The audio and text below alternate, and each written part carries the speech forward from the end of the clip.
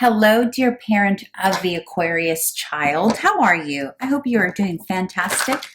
I hope you had a great June. Here we are already doing July reading for your little one. Time is flying indeed. Okay, so this reading is for July.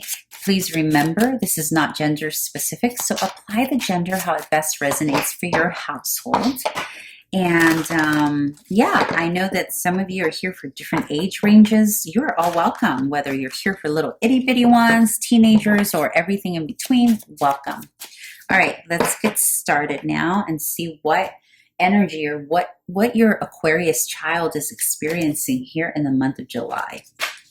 Okay, so we have the Chariot and the Six of Cups. Lovely. Okay, so the Chariot is traditionally associated with the sign of Cancer, but it's also associated with movement forward and, alchemizing and balancing, different two ideals to move forward into any situation. And it's moving forward into the Six of Cups here. And the Six of Cups, is about childhood friends. It's about sweet friends currently, maybe classmates, neighbors, potentially siblings or whatnot. And you see how the Chariot is moving towards it. So what this tells me is that your Aquarius is being challenged here in a positive way to begin alchemizing different sides of himself or herself in order to make a friendship happen, or in order to better accommodate what a sibling may need, or to better accommodate playtime with the sibling. And what a perfect timing for all of this, right? Because we are in the month of July, which a lot of schools are closed for summer break. And so this gives children an opportunity to be to get closer to their siblings because they're not separated by different schools or separated by the classroom. So they're spending more time together, but also potentially moving into new friendships here as well. I'm getting the sense here, though, that there are, for some of your Aquarian children here, some friends from the past are coming back. Either you're driving, traveling, not obviously your child's not traveling on their own, or maybe some of you are. Some of you have teenagers who are getting on planes and cars and moving out or driving out or traveling somewhere to visit old friends. That could definitely be the case. But for younger ones, perhaps you as a family are traveling somewhere to either see some cousins or relatives that they haven't seen, kiddos their age, or a former buddy here. So this is very beautiful energy. It's like moving towards that. And this is always a card. The Six of Cups is always a card of fond memories and very much enjoying the company of the kiddos involved in this case, right? Because we're talking about little ones. Okay, so let's move this over and see what a potential conflict or challenge may be. Okay, yes, there's definitely some movement happening here. So there's some kind of traveling or movement towards something, and it's towards a union. But this is coming up as a potential conflict and challenge. This is very interesting. Notice that the energy of these two cards is very similar to these two cards. These two cards, you have the wheels, the Chariot, moving towards something. And here you have the Wands, which the Eight of Wands is about fast action movement towards something, depending on what it's facing. And in this case, it's facing the Two of Cups, which is very similar to the Six of Cups. You have like an energy of union, like making a movement towards something, right? So it's very similar energy. The difference here is that this fell in the challenge and conflict position.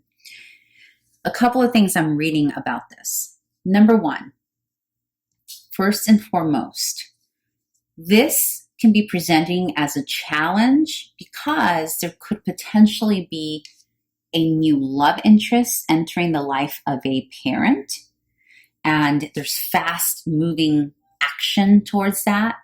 Potentially the family is moving, traveling in order to accomplish this. So there's a potential here, a fast movement forward towards a new relationship. It can also be that some of you who have kiddos who are old enough to start dating, that this could be happening really fast for them, where they're fast action towards some kind of union with another, some kind of relationship here. Maybe moving too fast, and that's why it can be a challenge, right? It can also be someone from like a little childhood love here that's coming back up to be revisited, and that's happening, that's creating a challenge. But I'm more than that feeling that this could be something else going on with the union of the adults.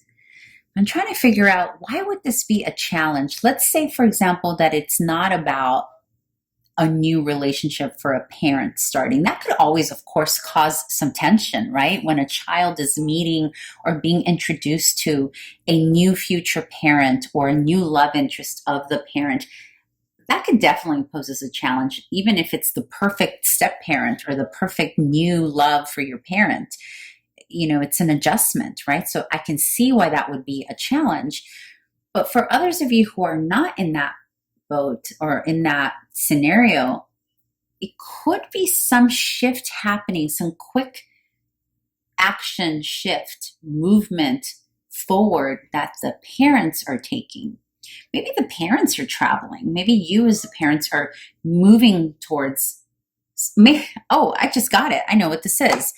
Potentially, this could be about the parents maybe taking some time out to have their own vacation. Maybe you, the parents, have decided you're going to take your second honeymoon, or on a weekend to get away somewhere on your own, and the kiddos are not coming with.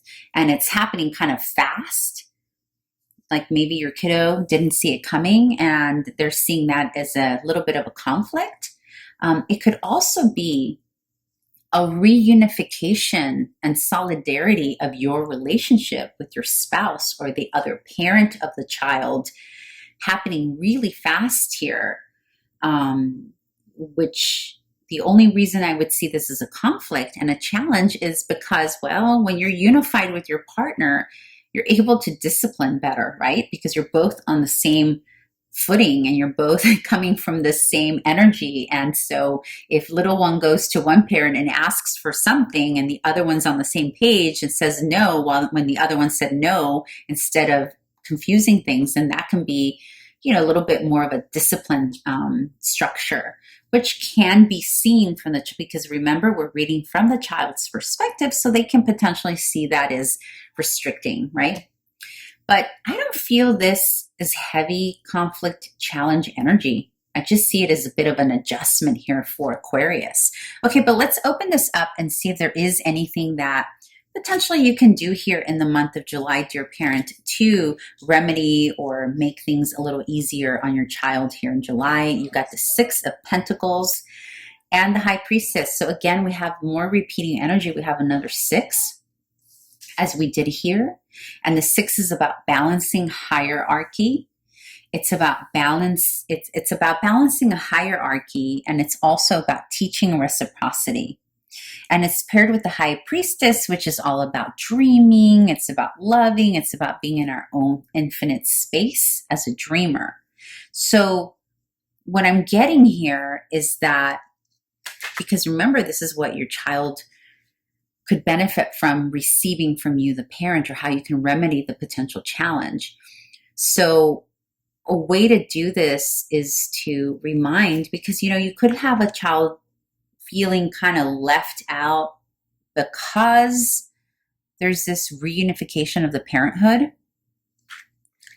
And there's a need here to remind, little one, that there is a hierarchy and that the parents' relationship is important, but that doesn't mean that little one's not left out. There's reciprocity there, right? They're still, they will still receive what they need. And at the same time, this is about teaching your child that it's okay to have friendships or move towards friendships that are reciprocal. Not only is it okay, but it's necessary, right? And the High Priestess is about allowing or facilitating the space for your little one to dream up about what it is that they need. This is very interesting pairing, I'll be honest, because you know what this feels like to me? It feels like these are all little specific things that may happen throughout the month of July for little Aquarius, but there's not a major theme happening. All the other readings I've done this month, there's a major theme for the month. I feel like for your little Aquarian here, there's not anything too crazy or significant. These things are important and they matter, but they're not about a theme of the month. It's more like little things that may happen throughout the month that pop up. And even in this here, like this is kind of like a random energy popping up, the High Priestess, because it really kind of just says, allow basically you as a parent, be in your space of dreaminess yourself as a parent. Allow yourself to just be and allow your child just to be, which is kind of doesn't actually make sense with everything else that's going on here, but it does in the sense that it's not. What it's telling me and confirming is that there isn't anything major that's happening in the life of your little one. It's just more day-to-day little things that will pop up that need to be addressed, and nothing major. The biggest thing that you'll need to address this month as a parent is the sense of hierarchy. It's also explaining, you know, the difference between big sister, big brother, little brother, whatever. And also the hierarchy between grade levels and the hierarchy between friendships, right? As we grow up and how we move on and all that good stuff. So there is an emphasis of having to teach reciprocity and hierarchy, but nothing crazy here. It doesn't feel like there's like a big message for you, dear parent, other than all is well. Just make sure you're making sure that little one is learning about give and take and the balance of give and take. All right, dear parent, I hope that was helpful. And hope to see you here next month. Bye.